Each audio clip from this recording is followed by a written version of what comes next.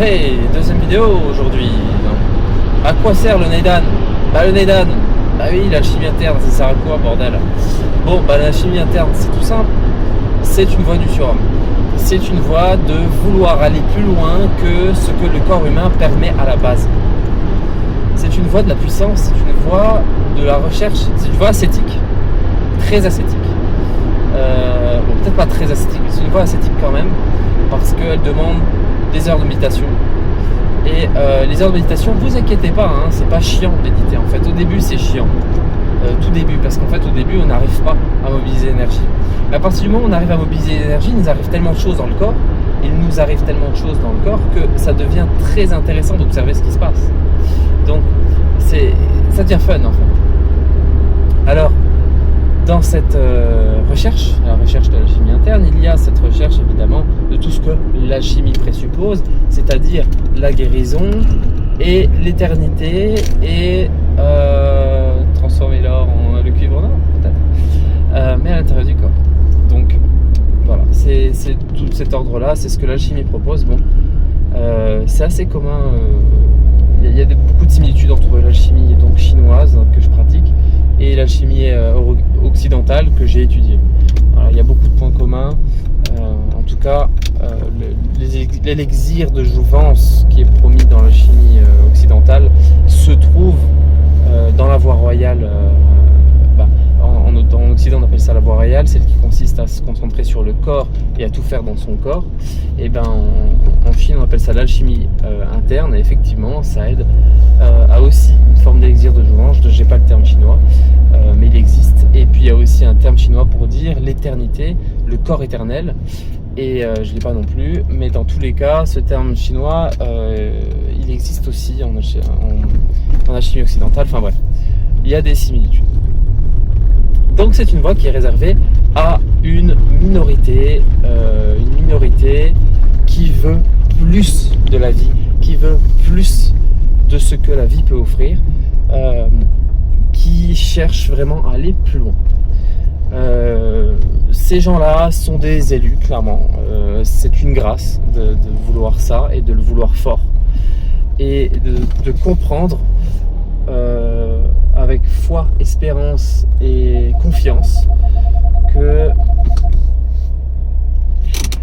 de comprendre que c'est pas que une croyance, c'est pas que la recherche d'une croyance, la recherche d'un espoir. C'est vraiment une foi, une espérance, c'est vraiment un guide interne, une dialectique entre le moi et le surmoi, une dialectique entre moi et mon Seigneur, pour parler avec les termes islamiques. Cette dialectique-là, elle remet tout en question, parce qu'en fait, on vit dans notre corps notre relation à Dieu. On vit dans notre corps notre relation à ce qu'il y a de plus puissant. Oui, parce qu'en fait, là, on se rend compte qu'on dépasse de loin les capacités physiques et qu'on est capable de terrasser les maladies d'une vitesse extrême. D'ailleurs, on tombe quasi plus malade. On est capable d'augmenter nos performances sportives assez significativement. C'est ce qui m'arrive en escalade. Et on est capable d'aller chercher finalement beaucoup plus de ce que la vie peut permettre. Il y a des pratiques pour se vider le cerveau que j'ai trouvé tout seul, absolument tout seul. Des pratiques pour se vider le cerveau qui permettent du coup d'apprendre plus de choses, plus vite, et d'évacuer en tout cas les parasites, par exemple. Moi qui aime beaucoup certains jeux vidéo, quand ces envies de jouer à des jeux vidéo reviennent, je fais mes pratiques, je évacue tout, et après je suis tranquille pour la soirée, je suis tranquille pour m'endormir par exemple. C'est très pratique pour s'endormir, cette pratique. Donc tout ça, on va discuter, ça va être le but de cette chaîne, hein, on va vraiment parler de tout ce qui est mystique et de ces pratiques clairement permises aux surhumains.